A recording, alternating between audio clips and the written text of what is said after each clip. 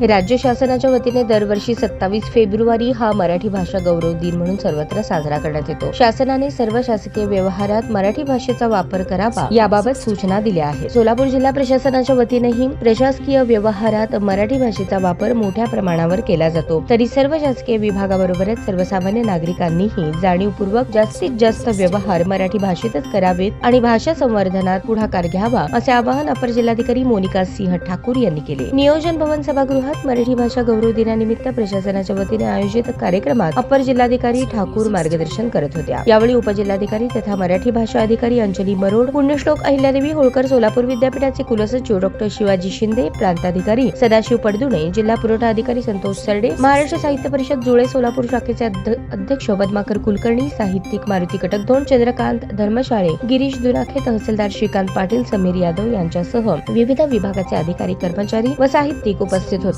अपर जिल्हाधिकारी ठाकूर पुढे म्हणाल्या, आपल्या रोजच्या व्यवहारात मराठी भाषेचा वापर वाढावा। प्रशासन हे मराठी भाषेचा वापर करत आहे। मराठी भाषा वापरत असताना भाषेची शुद्धता महत्त्वाची आहे, त्यावरही सर्वांनी जाणीवपूर्वक काम करावे। केंद्र शासनाने अलीकडेच मराठी भाषेला अभिजात भाषेचा दर्जा दिला, त्यामुळे सर्व मराठी भाषिक नागरिकांनी ही जबाबदारी पार पाडावी की मोठ्या प्रमाणामध्ये आपल्या भाषेचा वापर करून ती भाषा वृद्धिंगत होईल। यावेळी पुण्यश्लोक अहिल्यादेवी होळकर सोलापूर विद्यापीठाचे कुलसचिव डॉ.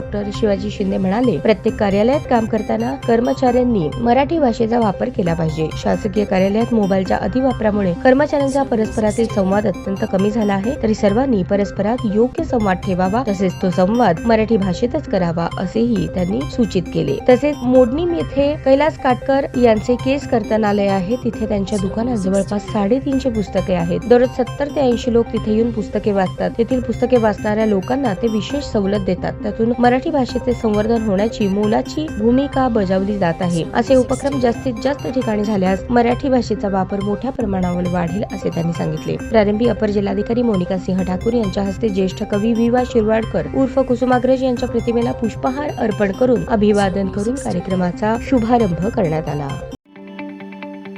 ताज्या बातम्या पाहण्यासाठी प्राईम महाराष्ट्र न्यूज चॅनलला सबस्क्राईब करा।